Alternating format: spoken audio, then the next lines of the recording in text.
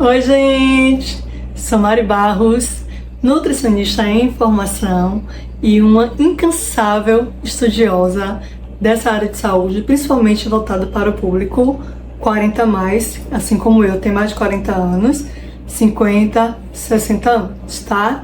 E precisa desse olhar especial para poder tratar da sua saúde, principalmente no momento de prevenção, principalmente voltada para essa questão de prevenção, tá certo? E hoje eu vou trazer para vocês alguns alimentos que vocês deveriam consumir se você busca emagrecimento e, consequentemente, saúde. Claro que a gente precisa colocar a saúde em primeiro lugar, né? O emagrecimento ele é uma consequência dessa nossa busca pela saúde, tá certo? E quais são esses alimentos? Eu não vou enrolar nesse vídeo, já vou direto para o assunto. Nós estamos falando de alimentos de baixo amido. E por que é tão interessante consumir alimentos de baixo amido? Gente, nós que temos mais de 40 anos, sabemos que o metabolismo da gente não é lá essas coisas, não é verdade? A gente sabe que a gente não faz tanto esforço, por mais que a gente se movimente, faça trabalho doméstico, tenha muitos afazeres, mas o nosso metabolismo, ele não consegue digerir, né, fazer uso, gastar toda essa energia que é produzida pelo excesso de carboidrato, né? Até brinco com as pessoas quando falam assim, esse negócio de fazer jejum, de ficar sem comer, né? Isso pode ser um problema, a gente tem que ter cuidado. Eu acho que o grande problema hoje da humanidade é comer demais, não é verdade? Porque o nosso corpo, principalmente 40 anos, mais de 40 anos, não consegue fazer o uso de toda essa energia biodisponível, não é verdade? E aí? O que é que a gente faz com isso? Além disso, os alimentos com baixo amido, eles geralmente são ricos em vitaminas, minerais, fibras e água. Tudo que o nosso corpo ama e o nosso corpo precisa. É importante salientar que não existe uma união entre o nosso corpo e o nosso cérebro. Nosso cérebro sempre vai nos boicotar. Ele sempre quer que você ingira o máximo de amido possível, porque ele acha que você vai ter uma fonte inesgotável de energia e com isso você não vai morrer. A função do nosso cérebro é nos manter vivos. E com isso ele quer que você não vá à academia, que você descanse sempre, que você coma o máximo de doce possível, que você coma aquele brigadeirinho depois do almoço, né? Que você se encha de besteira, porque com isso ele está lhe dizendo, olha, a gente está estocando energia, então é sinal de que você não vai morrer. Enquanto que o nosso corpo, ele precisa que a gente perca um pouco disso, né? Ele precisa estar em equilíbrio, tá? Então, por isso o nosso corpo, ele precisa que a gente faça atividade física e traga e o alimente com alimentos que de fato, né, sejam bons pra gente, como esses de baixo índice glicêmico, tá certo? Então, se você sentir muito sono depois do almoço, se você é alguém que está perto de ter uma diabetes tipo 2, já fez alguns exames e viu que seu nível de açúcar está alto, né? Se você é alguém que é sedentário, né? E se você até faz bastante exercício físico, é importante que você saiba que se você tem mais de 40 anos e você está se alimentando com muito carboidrato, isso não está lhe fazendo bem de modo algum. É importante que você faça um equilíbrio nessa alimentação, né? Principalmente em um momento que a gente sabe que a gente vai gastar menos energia, que é o horário quando vai chegando à noite, tá? Aliás, se alimentar à noite deveria ser no máximo até 18, 19 horas. Depois disso, seu corpo está se preparando para descansar. Se ele está se preparando para descansar, ele não vai gastar essa energia.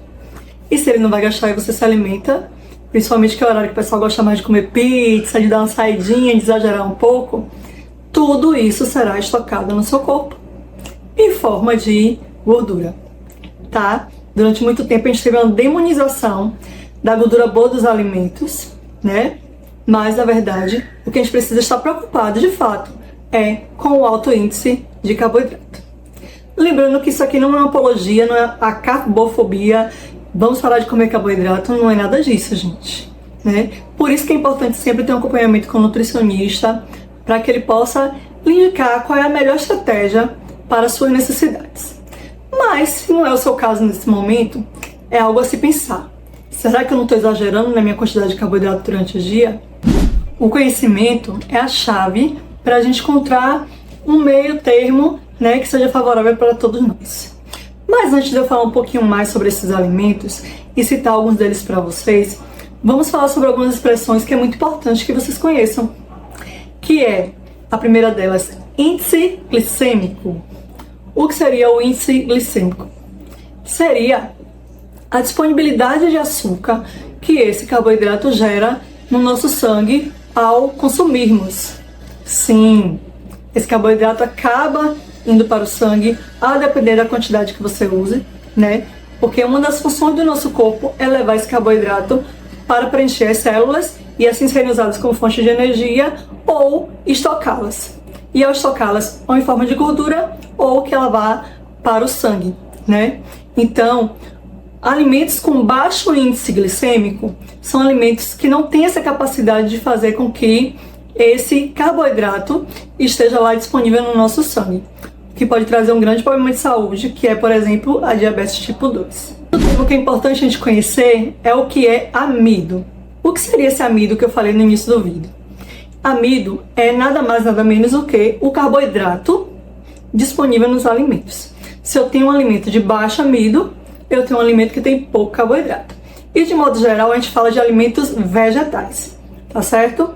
Batata, a tapioca, o cuscuz, o feijão, o arroz. Então a gente fala de alimentos de origem vegetal, que são alimentos que têm pouco ou muito amido e que a gente precisa conhecê-los para saber o que é que a gente está ingerindo, o que é que a gente está colocando no nosso corpo.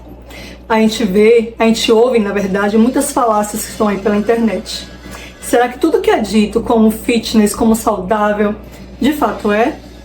É importante que a gente tenha conhecimento, o conhecimento liberta, e é importante que vocês tenham esse conhecimento para saber o que é que você está colocando no seu prato. E se aquilo de fato está ajudando ou atrapalhando, afetando a sua saúde, além disso, os seus resultados. Uma outra expressão que é importante que vocês conheçam é insulina. O que seria insulina? A insulina, gente, no nosso corpo, ela é o hormônio responsável por equilibrar esse nível de açúcar. É ela que vai levar esse açúcar para as células.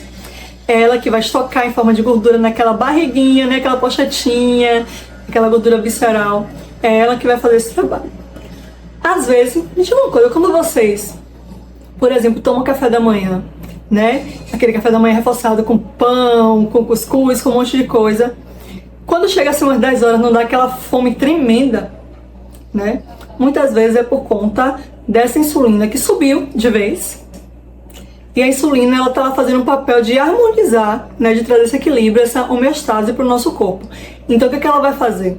Ela vai baixar muitas vezes de vez esse nível de açúcar no nosso corpo. E a gente vai ter uma impressão errada, o nosso cérebro vai passar uma mensagem errada de que a gente está com fome. Mas na verdade não estamos com fome, né? Isso foi um artifício do nosso corpo para poder baixar, para controlar esse açúcar no sangue. Aí ele baixa de vez essa insulina e isso faz com que a gente tenha essa sensação de um buraco negro na barriga, que nada mais é do que somente esse recurso que o nosso corpo fez. E a gente sente fome e vai comer novamente, e a gente repete esses picos de insulina, né, várias e várias vezes no nosso dia. Aí eu vou lá, como carboidrato, um amido de alto índice glicêmico novamente, faço um lanchinho, novamente aumento esse nível de açúcar no nosso sangue, né, e aí vem a insulina novamente fazendo um trabalho de baixar esse açúcar. E a gente fica aí, ó, o dia todo tendo picos de insulina. Preciso dizer que isso não é nada saudável, né, minha gente? Bem, eu trouxe aqui para vocês uma listinha de carboidratos com baixo índice glicêmico que você pode acrescentar nas suas refeições, tá certo? É aconselhável que ao acordar, logo na primeira refeição, você não eleve o seu carboidrato, tá? O seu índice glicêmico. Que você coma um alimento que tenha menos índice glicêmico, ok? Sempre acompanhado de uma proteína.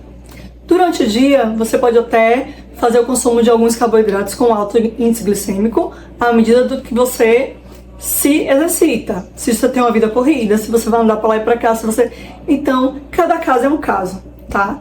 Mas, tanto no início do dia quanto na sua última refeição, não é aconselhável que você faça uso de alimentos que tenham alto índice glicêmico, principalmente se você tem uma idade parecida com a minha. Funcionou pra mim, tem funcionado pra mim, e eu acredito também que vai funcionar pra você. Eu trouxe uma pesquinha aqui, eu vou começar falando de frutas, depois verduras e legumes, e por último, oleaginosas, ok? E eu trouxe também quantos gramas tem de carboidrato nesses alimentos por cada porção de 100 gramas. Sim, se você consome 100 gramas do alimento, quanto de carboidrato vai ter nele, tá? Ah, com 100 gramas de alimento não tem 100 gramas de carboidrato. Não, não é assim que funciona o cálculo. Cada alimento tem a sua quantidade de carboidrato, ok? Então sempre o que eu trouxe aqui vai ser com base em 100 gramas do alimento. Vou dar exemplo de alimentos mais usuais, mais fáceis de serem encontrados na mesa do brasileiro, que a gente vai no mercado e quase sempre compra, ou que é fácil de ser encontrado.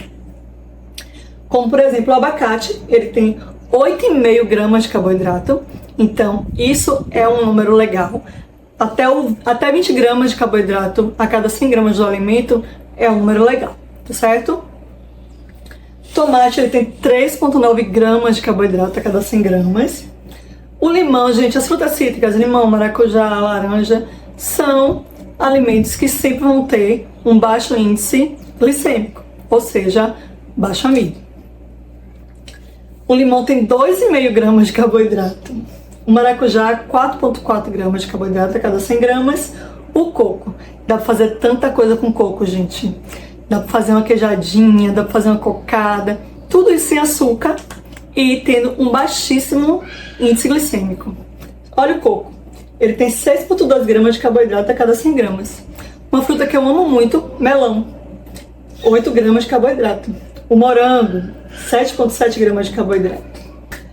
A carambola, vocês acham carambola fácil aí? Gente, nunca mais comi carambola. Carambola é uma delícia, né? Vou procurar por aqui, me deu vontade de comer carambola agora. 6,7 gramas de carboidrato.